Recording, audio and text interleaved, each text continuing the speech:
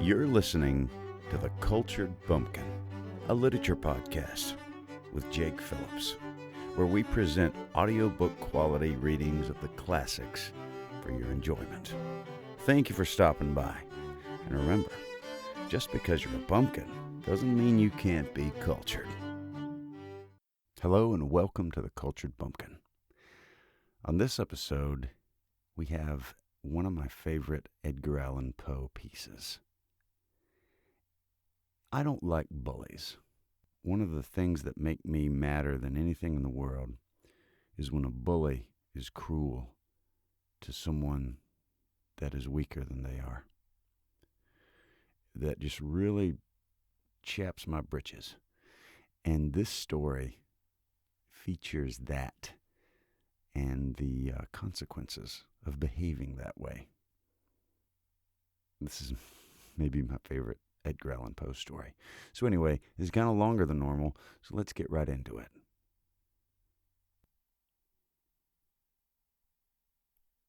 Hop Frog by Edgar Allan Poe. I never knew anyone so keenly alive to a joke as the king was. He seemed to live only for joking. To tell a good story of the joke kind, and to tell it well, was the surest road to his favor. Thus it happened that his 7 ministers were all noted for their accomplishments as jokers. They all took after the king, too, in being large, corpulent, oily men, as well as inimitable jokers. Whether people grow fat by joking, or whether there is something in fat itself which predisposes to a joke, I have never been quite able to determine. But certain it is that a lean joker is a rara avis in terris. About the refinements, or as he called them, the ghost of wit, the king troubled himself very little. He had an especial admiration for breadth in a jest, and would often put up with length for the sake of it. Over-niceties wearied him. He would have preferred Rabelais' Gargantua to the Zadig of Voltaire, and upon the whole, practical jokes suited his taste far better than verbal ones. At the date of my narrative, professing jesters had not altogether gone out of fashion at court. Several of the great continental powers still retained their fools, who wore motley with caps and bells, and who were expected to be always ready with sharp witticisms at a moment's notice, in consideration of the crumbs that fell from the royal table. Our king, as a matter of course, retained his fool. The fact is, he required something in the way of folly, if only to counterbalance the heavy wisdom of the 7 wise men who were his ministers, not to mention himself. His fool, or professional jester, was not only a fool, however. His value was trebled in the eyes of the king by the fact of his being also a dwarf and a cripple. Dwarves were as common at court in those days as fools, and many monarchs would have found it difficult to get through their days are rather longer at court than elsewhere, without both a jester to laugh with and a dwarf to laugh at. But, as I have already observed, your jesters, in 99 cases out of 100, are fat, round, and unwieldy, so that it was no small source of self-gratulation with our king that, in Hop Frog, this was the fool's name, he possessed a triplicate treasure in one person. I believe the name Hop Frog was not given to the dwarf by his sponsors at baptism, but it was conferred upon him by general consent of the several ministers on account of his inability to walk as other men do. In fact, Hop Frog could only get along by a sort of interjectional gait, something between a leap and a wriggle, a movement that afforded illimitable amusement and, of course, consolation to the king, for, notwithstanding the protuberance of his stomach and a constitutional swelling of the head, the king, by his whole court, was accounted a capital figure. But although Hop Frog, through the distortion of his legs, could move only with great pain and difficulty along a road or floor, The prodigious muscular power which nature seemed to have bestowed upon his arms, by way of compensation for deficiency in the lower limbs, enabled him to perform many feats of wonderful dexterity where trees or ropes were in question, or anything else to climb. At such exercise he certainly much more resembled a squirrel or a small monkey than a frog. I am not able to say with precision from what country Hop Frog originally came. It was from some barbarous region, however, that no person ever heard of, a vast distance from the court of our king.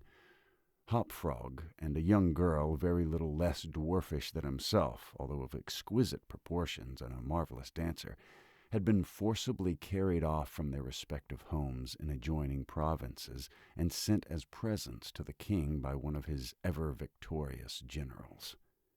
Under these circumstances, it is not to be wondered at that a close intimacy arose between the two little captives. Indeed, they soon became sworn friends. Hop Frog, who, although he made a great deal of sport, was by no means popular, had it not been in his power to render Trippetta many services. But she, on account of her grace and exquisite beauty, although a dwarf, was universally admired and petted, so she possessed much influence, and never failed to use it whenever she could for the benefit of Hop Frog. On some grand state occasion, I forgot what, the king determined to have a masquerade. And whenever a masquerade or anything of that kind occurred at our court, then the talents, both of Hop Frog and Trippetta, were sure to be called into play. Hop Frog, in especial, was so inventive in the way of getting up pageants, suggesting novel characters and arranging costumes for masked balls, that nothing could be done, it seems, without his assistance. The night appointed for the fete had arrived. A gorgeous hall had been fitted up under Trippetta's eye with every kind of device which could possibly give éclat to a masquerade. The whole court was in a fever of expectation. As for costumes and characters, it might well be supposed that everybody had come to a decision on such points. Many had made up their minds as to what roles they should assume a week or even a month in advance, and in fact there was not a particle of indecision anywhere, except in the case of the king and his 7 ministers. Why they hesitated I never could tell, unless they did it by way of a joke. More probably they found it difficult, on account of being so fat, to make up their minds. At all events, time flew, and as a last resort they sent for Trippetta and Hop Frog. When the 2 little friends obeyed the summons of the king, they found him sitting at his wine with the 7 ministers of his cabinet council. But the monarch appeared to be in a very ill humor. He knew that Hop Frog was not fond of wine, for it excited the poor cripple almost to madness, and madness is no comfortable feeling. But the king loved his practical jokes, and took pleasure in forcing Hop Frog to drink, and, as the king called it, to be merry. "Come here, Hop Frog," as the jester and his friend entered the room.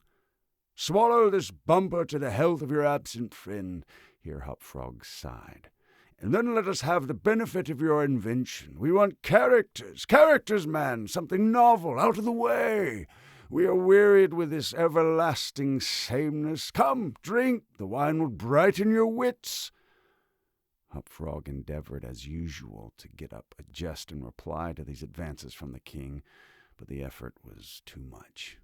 It happened to be the poor dwarf's birthday, and the command to drink to his absent friends forced the tears to his eyes. Many large, bitter drops fell into the goblet as he took it, humbly, from the hand of the tyrant. "Ha, ha, ha!" roared the latter, as the dwarf reluctantly drained the beaker.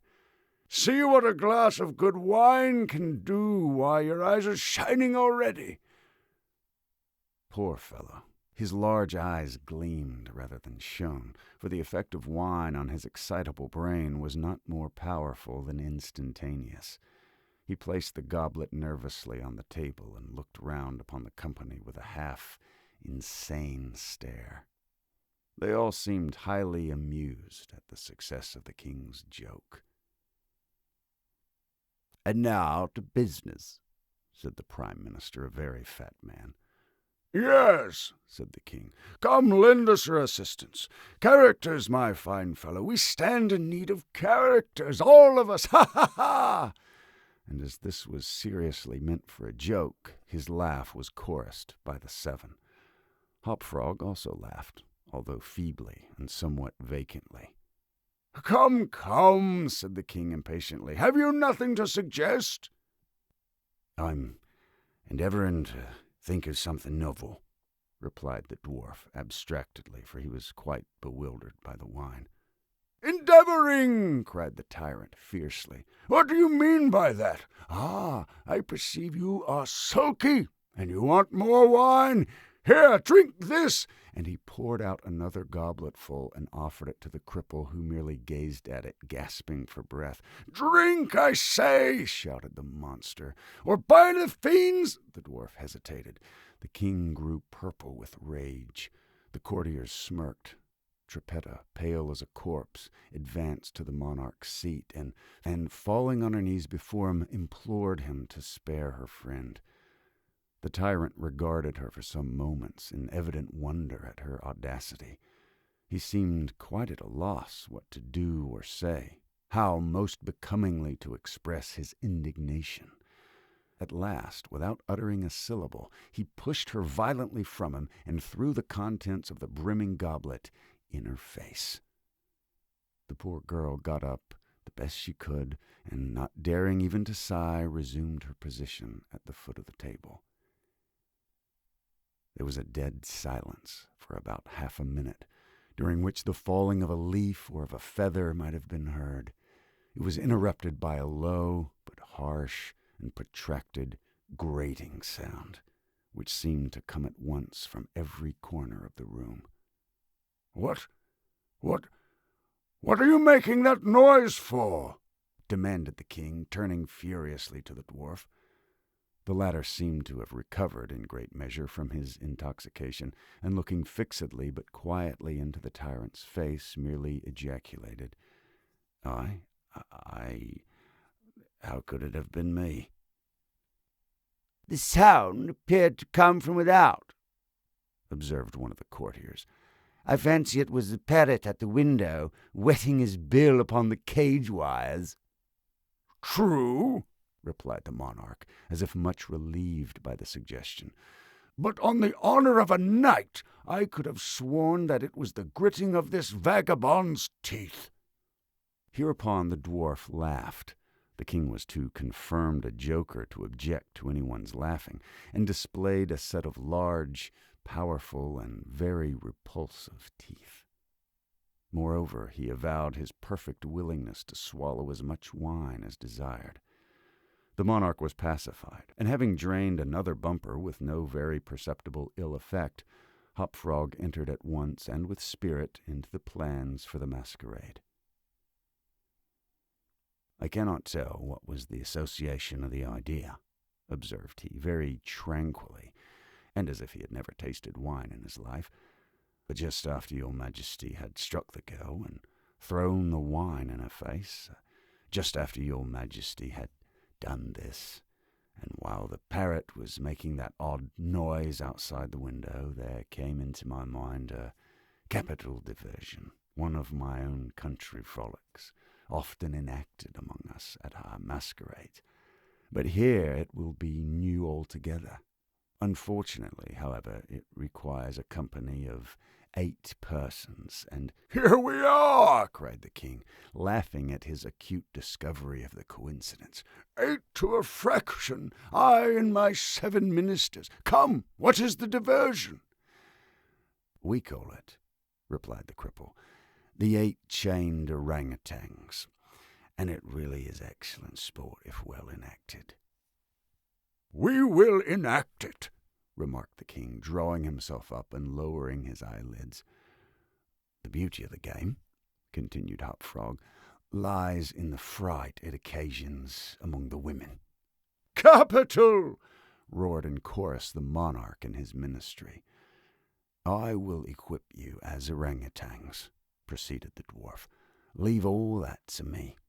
The resemblance shall be so striking that the company of the masqueraders will take you for real beasts, and, of course, they will be as much terrified as astonished." "Oh, this is exquisite!" exclaimed the king. "Hop Frog, I will make a man of you!" The chains are for the purpose of increasing the confusion by their jangling. You are supposed to have escaped en masse from your keepers.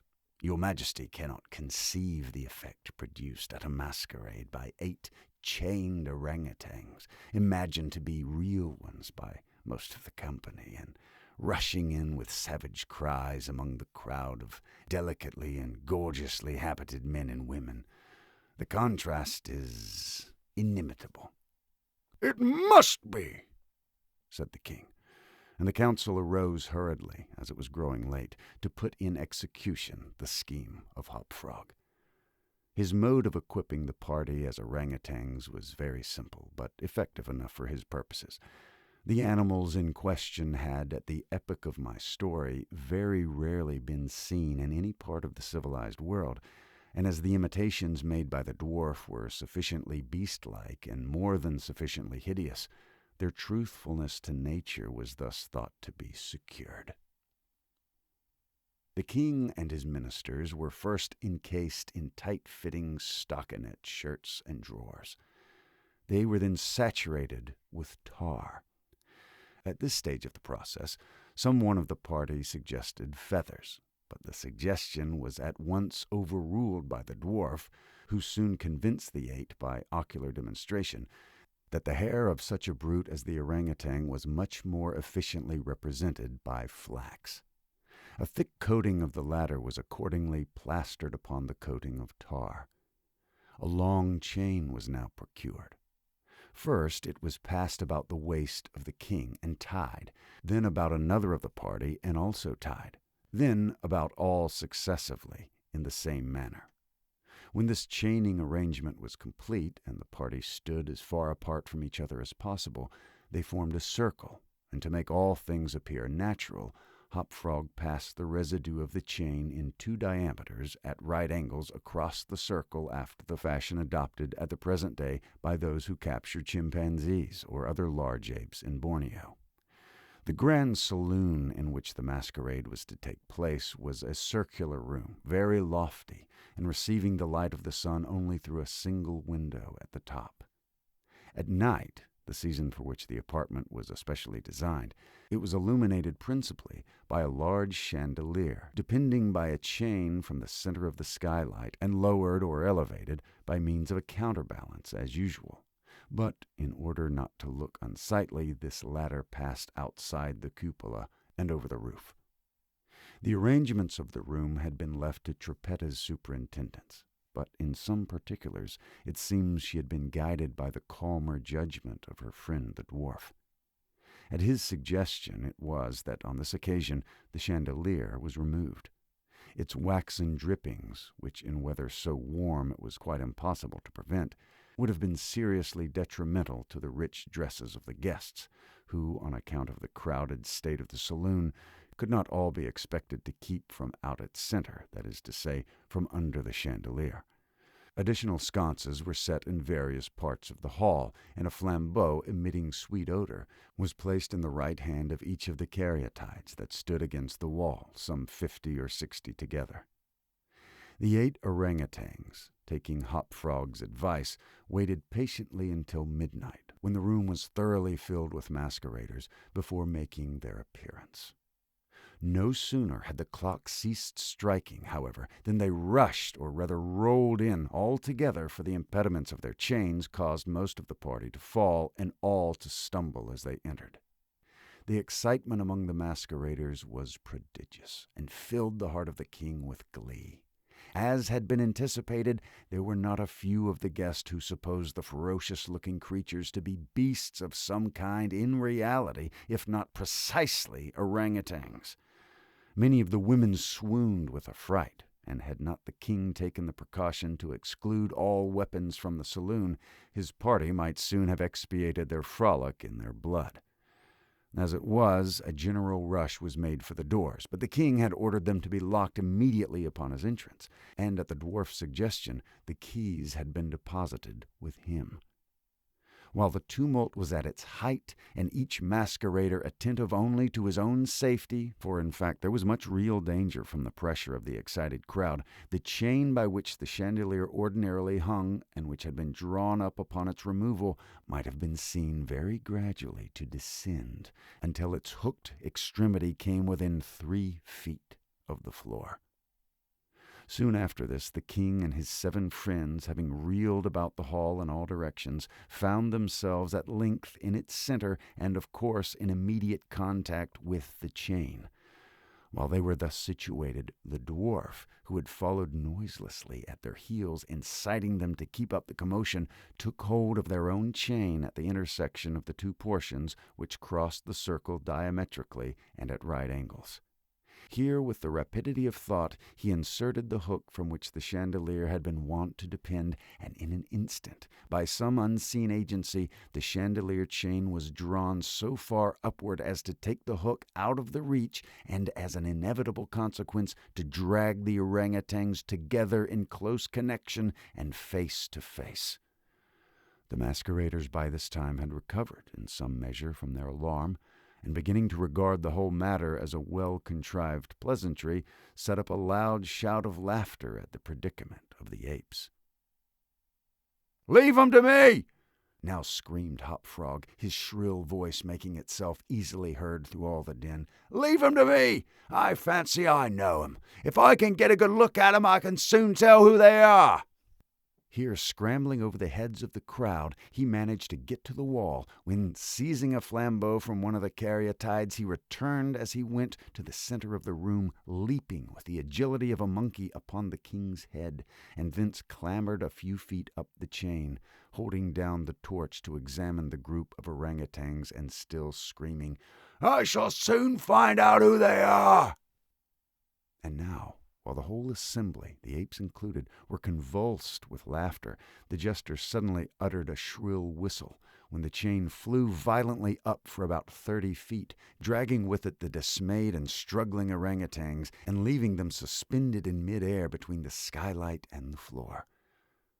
Hop Frog, clinging to the chain as it rose, still maintained his relative position in respect to the 8 maskers, and still, as if nothing were the matter, continued to thrust his torch down toward them as though endeavoring to discover who they were. So thoroughly astonished was the whole company at this ascent that a dead silence of about a minute's duration ensued.